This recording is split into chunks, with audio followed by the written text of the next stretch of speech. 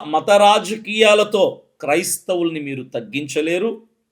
మమ్మల్ని ప్రపంచానికి శత్రువులుగా మీరు చూపే ప్రయత్నంలో మీరు గెలవలేరు. దయచేసి ఇలాంటి ప్రయత్నాలు ఇప్పటికైనా ఆపుకుంటే విజయసాయి రెడ్డి మీకు గౌరవంగా ఉంటుంది. ఇంకొకసారి క్రైస్తవుల కోసం తప్పుగా మాట్లాడితే ఎవిడెన్స్ లేకుండా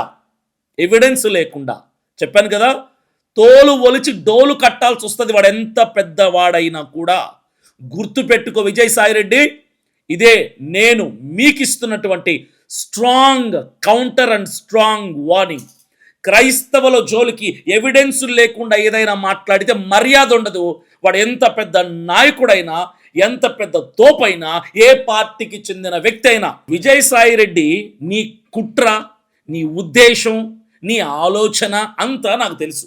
ఎందుకు క్రైస్తవుల మీద పడి ఏడుస్తున్నావో నేను చెప్తా. నువ్వు వైసీపీలో 10 సంవత్సరాలు ఉన్న తర్వాత రాజీనామా చేసి బయటకు వచ్చి ప్రజల్ని ఉద్ధరించుతున్నావా? కాదు, సొంత పార్టీ పెట్టుకోవాలనే ఆలోచనలో ఉన్నావు.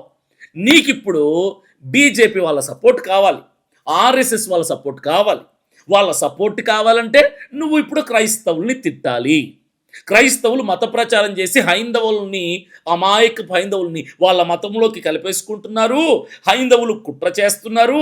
హైందవులకి శిక్షించండి, హైందవులకి బుద్ధి చెప్పండి, గుణపాఠం చెప్పండి అని కల్లుబొల్లి కబుర్లు ఎందుకు చెప్తున్నావో తెలుసా? క్రైస్తవులైతే పడి ఏడుస్తూ నీ పార్టీ స్వలాభం కోసం లేదా బీజేపీలో చేరడానికి చూస్తున్నావు. రెండు, నీకున్న ఆలోచనలు రెండు. ఒకటి, సొంత పార్టీ పెట్టి ఆర్ఎస్ఎస్ బీజేపీ సపోర్ట్ కోసం క్రైస్తవులు తిడుతున్నాం. లేదా రెండు, బీజేపీ పార్టీలో చేయటానికి, అడుగు పెట్టడానికి క్రైస్తవ మతం మీద పడి ఏడుస్తున్నావు. ఇది కంప్లీట్లీ నీ సెల్ఫిష్నెస్, నీ స్వార్థం, నీ స్వలాభం కోసం చేస్తున్నటువంటి పని. ఇది నీ స్వలాభం కోసం. అరే, నీకు హిందువుల మీద అంత ప్రేమ ఉంటే నీ ఆస్తి రాసి పై హిందువులకి.